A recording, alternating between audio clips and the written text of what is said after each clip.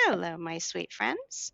Today we're going to be reading Chapter 3 of Seekers, The Quest Begins. Chapter 3, Toklo. Toklo crouched in the long grass. All around him, the trees waved softly, and he could feel the breeze ruffling his shaggy brown coat. Toklo opened his mouth and breathed in the musky smell of prey. He twitched his ears at the sound of snapping pine needles and let his breathing slow down until it matched the sighing of the wind. Then, with lightning quickness, he charged, sinking his claws into rabbit flesh. The creature squirmed and flailed, trying to get away, but Toklo's long, razor-sharp claws pierced its fur and pinned it to the ground. With a fierce snarl, the grizzly bear cub sank his teeth into the rabbit's neck. Toklo! Toklo, move! His mother's voice jerked Toklo's attention back to the real world. He let go of the log he'd been pretending was a rabbit and looked up. A fire beast was charging straight at him. Toklo scrambled backward as fast as he could, making it to the nearby grass just as the fire beast roared past, missing him by only a few paw lengths. Horrible black smoke filled the air as it shot by, spraying blown brown slush from the puddles over his fur. Blech!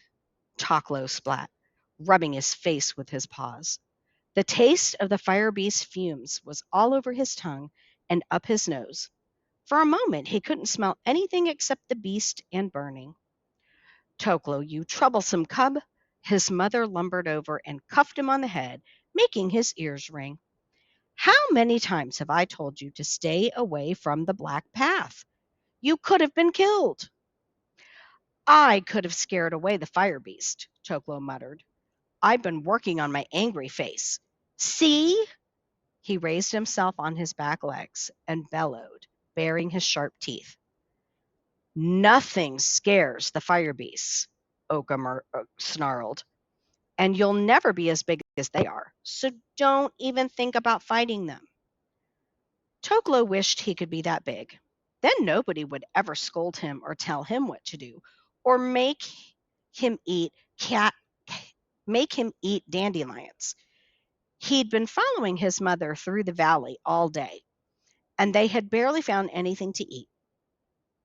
Although the season of fish leap was almost here, drifts of snow still covered the ground around the mountains, looking from a distance like piles of white fur on the rocks. But here and there it was melting, revealing patches of dirt and feeble bits of grass where snowdrops and dandelions poked through. Why can't you be quiet and obedient like your brother? Oka grumbled. She swung her head around to look at her younger son huddled beneath a tree. Obedient? Toklo scoffed. You mean weak. Toby's sick, Oka growled. He needs food. Gather some dandelions for him and eat some yourself instead of rolling into the black path like a blind deer. I don't like dandelions, Toklo complained. They're all smushed up and full of dirt, and they taste like metal and smoke. Yuck! He pawed at his nose, wishing he had a real rabbit. We can't afford to be picky, Oka said, digging through the snow with her giant claws. Food is scarce enough. You have to eat whatever we can find, or you will starve to death. Toklo snorted. Toby ate whatever he was given, and he was doing much worse than Toklo. So Toklo thought being fussy was just fine. He couldn't understand what was wrong with Toby. All he did was lie around looking sad and moaning. Toklo dug up a few dandelion stems and patted over to his brother. The damp grass under the tree tickled his paws as he nudged Toby's side. Come on, Toby, eat these, Toklo said, or else you'll be too tired to keep walking. Again, and Mother will probably blame me for not feeding you. Toby opened his dark brown eyes and gazed up at his brother. He pressed his front paw into the ground and lifted himself weakly up to a wobbly standing position. He leaned over and put his mouth around a dandelion, which he chewed as if it were a chunk of stone. Toklo sighed. Toby was useless, and he had been his whole life as far as Toklo could remember. He was too small and too tired to do anything fun. He couldn't hunt. He couldn't feed himself. He couldn't play wrestle. He couldn't even walk faster than a caterpillar. If it were just me and Mother, Toklo thought, forcing himself to eat one of the dandelions, we could run right across the mountains and chase rabbits and eat anything we wanted. His fur burned with resentment. Toby got all the attention and all the praise, but he was nothing but a burden. Toklo was the one who would grow up to be a real bear. He was the one who would take care of them all once he was big enough. Oka stumbled over, sniffing the air and warily eyeing the black path. Toklo could feel the rumble under their paws that meant that another fire beast was coming. Let's keep moving, she said. I think we've dug up all the dandelions here. Finally! Toklo woofed happily and broke into a run, galloping up the hill into the woods. There were much more interesting smells coming from up the mountains. In the valley, where they'd always lived, the smells of the flat faces and their fire beasts covered everything else. Toklo, his mother said sharply, come back here. We're going this way. The bear cub's shoulders slumped. But Mother, he whined, I want to go up into the mountains to catch a goat. I'm sure I could if you let me try. Toby will never make it up that slope, Oka pointed out, and it will be too cold in the mountains for him. We have to stay low until the snow melts, when it'll be easier for him to travel up there. Toby stood up on his back legs and pawed at his ears, trying to hide his frustration. It wasn't fair. Stupid Toby. Every decision they made was all about him. Let's check the sides of the black path, Oka said. If we're lucky, one of the fire beasts might have abandoned some prey. Fine, Toklo said, sprinting ahead along the edge of the black path. He liked the feeling of leading the others, of being the one who decided where to go, even if he wasn't really in charge. Oka followed, helping Toby plod along beside her and nudging him forward every few steps with her muzzle. Toklo stayed in the shadow of the trees, keeping at least a bear's length away from the black path. He'd never seen a fire beast leave the black path before, but he thought they probably could if they wanted to. The roaring and growling from the fire beasts started to hurt Toklo's ears, especially as more and more of them raced past. Toklo couldn't pick up any prey scents, and the sounds of the forest were completely drowned out. The rustling and puttering from under the snow, where mice and other tiny creatures lived, usually made his mouth water and his heart beat faster. Here, there was nothing to get him excited. After a long time, Oka barked to catch his attention. He turned and saw what she had spotted, a deer carcass lying by the side of the black path. He hadn't noticed it because it didn't smell like prey or like any kind of food. But he followed his mother and helped her drag the dead deer off the black path back into the trees. He sank his teeth into the flesh with a shudder, feeling the frozen meat crunch in his jaws, and dug his paws into the ground to pull it backward. As soon as they were under the tree cover, he dropped the carcass and wiped his tongue with his paws. That is disgusting, he announced. We're lucky to find any meat at all, his mother said. Here, Toby, take a bite. Dutifully, the smaller cub tugged free a piece of ragged flesh and swallowed it. Toklo tried to do the same. He bit into the deer's haunch, but it was hard to tear apart the frozen dead meat, and once he did get a mouthful, he couldn't bring himself to swallow it. He spit out the meat and sat up. I can't, he said, backing away from the carcass. It's the most horrible, awful, disgusting, dreadful thing I've ever tasted in my whole life. Toklo, Oka snapped. Stop being so fussy. By the great water spirits, are you a bear or a squirrel? I'm her, Toklo cried. Then eat like a bear, Oka said, or don't eat at all. See if I care. Toklo scratched crossly at the ground. This wasn't eating like a bear. This was eating like a scavenging wolverine. A real bear wouldn't eat the long dead carcasses killed by something else. He'd be out there chasing goats and rabbits and anything else with a heartbeat, slaying them with his long claws, powerful paws, and fierce teeth. A real bear would go anywhere he pleased, and he wouldn't have to drag a useless lump of fur like Toby along behind him. Well, Toklo was not going to eat this vile, stinking deer. Toby could have the whole thing. Not that he was strong enough to take more than 2 bites. Toklo sulked off to the nearest tree and sat behind it, rubbing his nose and making just enough grumbling noise so that his mother and brother could hear how upset he was. Oka had only brought Toklo and Toby out of their birth den 2 moons ago, and in that time they had wandered in circles up and down the valley, going from one feeding site to the next. At first it had seemed huge to Toklo, but now he felt bored and trapped, especially with the mountains surrounding them on all sides. They ate meat if they could find it, but mostly they had to make do with green plants, termites, and roots they could dig up with their long, straight claws. Their mother always kept them close to the black path of the fire beasts, which ran through the heart of their range. There was another path that crossed it higher up the valley, but that was a silver path, harder and shinier than the black path. And the fire beasts that ran along it were much longer and larger than the regular fire beasts.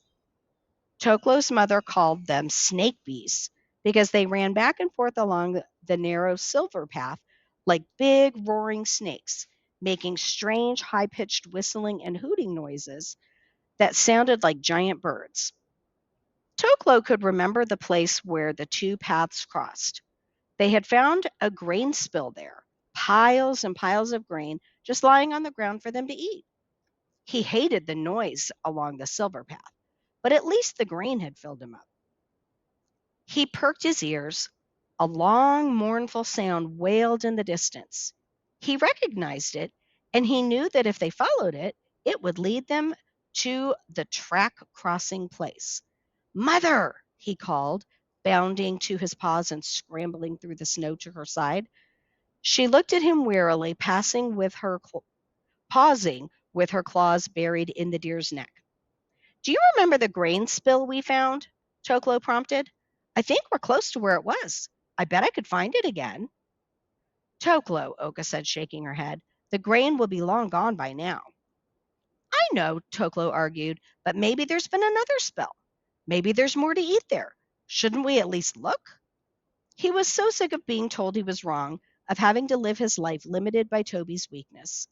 This was a good idea, and he was going to make his mother see that. To his surprise, Oka looked at him thoughtfully, the long brown fur rippling across her shoulders. Then she bent her muzzle to Toby, sniffed him once, and looked up at her older cub. All right, Toklo, she said, lead the way. Toklo's heart swelled with pride as they climbed over a low ridge and spotted the silver paths crossing in a dip below them. Found it!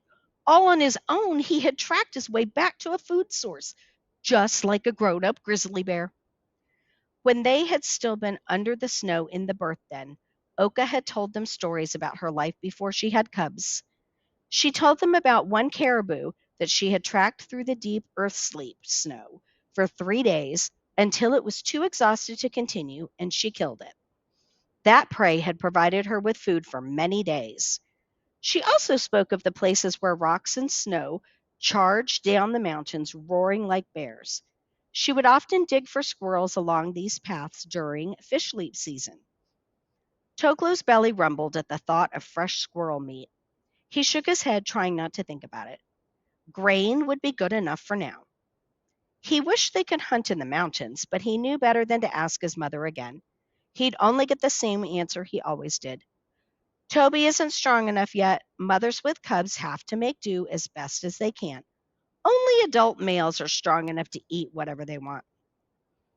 Toby didn't wait to be full grown. He'd killed so much prey, he'd be able to feed his mother and brother too. He glanced back at Toby, shambling along with a weaving, dizzy walk. Oka touched her muzzle gently to her younger cub's head, encouraging him forward. Why did she waste so much attention on him? Toby would never be a great hunter. Not like Toklo. The smell of the grain reached Toklo's nose, and he picked up speed, running down the slope ahead of the others. When he reached a pile of the tiny yellow seeds, he bent his head and began to eat without waiting for his mother and Toby. His belly felt like an empty cave. He didn't care that the grain tasted dry and dustier than it had the last time they were here. At least it wasn't rotten deer meat that had been trampled by the fire beasts. Toby and Oka nosed around the pile, crunching through the scattered grain. Something rumbled under the ground, and Toklo leaned down to listen. The trembling shook his paws, and he stepped back, looking up to see one of the long snake beasts charging along the silver path. The sound of its rattling paws hurt his ears, and as it went by, it let out a long, mournful wail. Toklo buried his face in his paws, batting at his ears to clear out the ringing. As the noise was fading into the distance, he heard something else, the snapping of branches under large paws. With a fierce grunt, Toklo spun around. A huge male grizzly was walking toward them. It was twice Oka's size, with a jagged scar across its flank and a wild look in its eyes. It didn't speed up when it saw them, but it kept coming straight in their direction, as if it knew they couldn't fight him. Come on, Toklo, Oka called. It's time to go. She was already halfway up the next slope, shoving Toby along in front of her. But I was eating, he protested, clawing in the dirt. Toklo, now! He ran after her across the silver path, which stung his paws with cold sharpness. They galloped up a slope flecked with snow until they reached the edge of the woods. Sat down and looked back at the crossing place. The male bear was helping himself to the pile of grain, scooping it into his mouth with his paws. Toklo seethed with fury.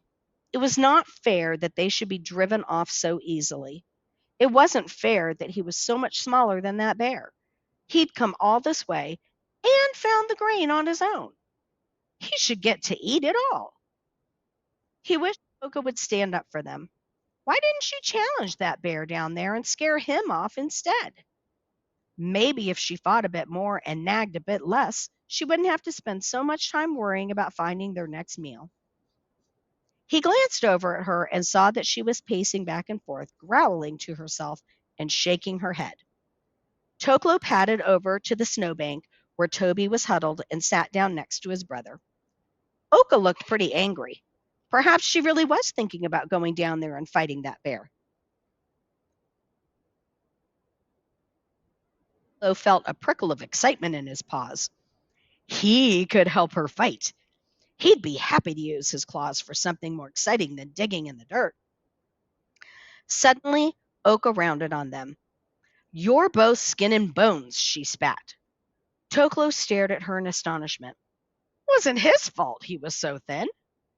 Skin and bones, she growled again. Living on grain and dandelions. You need fresh meat. Toklo nearly blurted out, That's what I'm saying. But he thought better of it. Given the look in his mother's eyes, he could almost imagine her feeding him to his brother. She probably would one day, he thought bitterly. That way precious Toby could live at least. Oka clawed at the snow, ripping up tufts of grass and flinging them in the air. An uneasy feeling crept through Toklo's fur. He didn't know why, but it frightened him to see her like this. What was she doing to the grass? She didn't expect him to eat it, did she? Finally, she stopped and looked at them again. With a heavy sigh, she sat down under a tree. we must go over the mountains," she said quietly. Toby and Toklo glanced at each other. This was strange enough that even Toby was paying attention now. "Over the mountains?" Toklo echoed. "Where she had always said they couldn't go because Toby wouldn't make it?" "There's a river over there," Oka explained. "A wide river filled with salmon. That is what we should be eating, not grain and leaves. You'll starve if we stay here any longer." Toklo shivered with excitement. He didn't know why his mother looked so worried. This sounded like the best idea she'd had in ages. A great adventure, a journey over the mountains, a chance to find out what a salmon looked like and tasted like. Oka had told him about the plump, juicy fish that leaped out of the water into your mouth, begging to be eaten. At last, his mother was making the right choice. And finally, he would catch salmon, just like a real grizzly bear. That, my friends, is the end of chapter 3.